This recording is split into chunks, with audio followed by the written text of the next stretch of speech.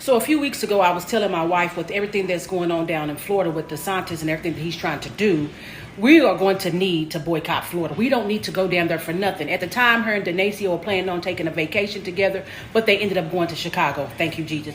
But anyway, the NAACP has called for a national travel advisory for people of color.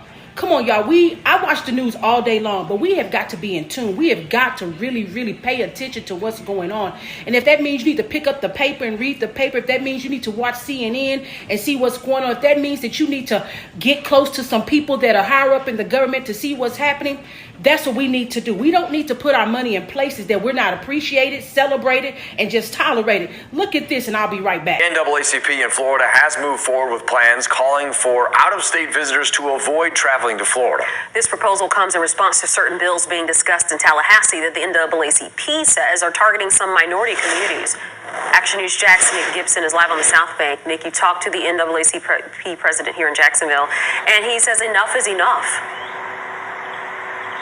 Yeah, he also believes that the travel ban could affect the economy inside of the state of Florida. And he also tells me that he believes this would stop politicians from trying to pass certain bills.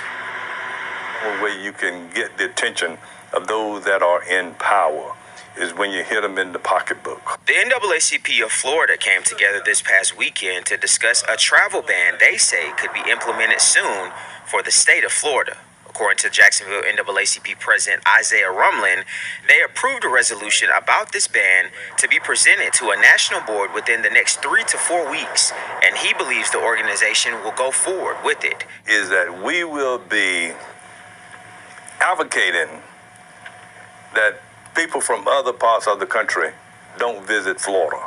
Rumlin and the NAACP think this will have an impact on the state because of how much money it sees from visiting travelers and also tourists. We understand that if that happened, that will have a vast impact on the economic and the economy in the state of Florida. Rumlin says this plan came about after certain bills aimed at limiting African American history in schools, targeting voting rights, and cutting advanced studies programs were presented.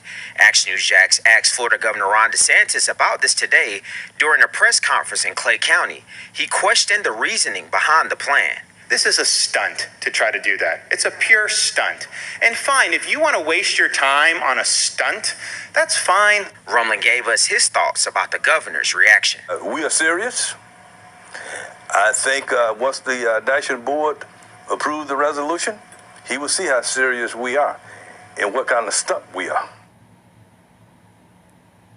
Now, Rumlin also says no one is standing up to the governor, and it's about time that someone does. For local coverage you can count on, reporting from Jackson. So you've seen that, right? He thinks that it's a joke. You guys, we have to be serious. I know that some of you are in college and that's the place that you want to go to. You want to go to Miami, you want to go to Tampa. Find another beach.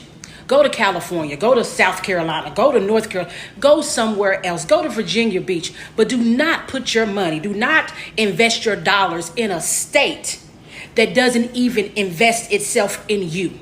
They don't even care about you. The governor has said so, and is thinking that it is a joke. So we as a people need to stand up for ourselves in this situation. It shouldn't take the NAACP to say this is what we're going to do. We should be wanting to do this on our own. I'm not really into politics like that, but I have a 15-year-old son. I have a 19-year-old daughter. I have twins that are getting ready to be 22, and I have a son that's 28, getting ready to be 29. I think about them and their children, and that is the reason why I am starting to pay attention, and you should too.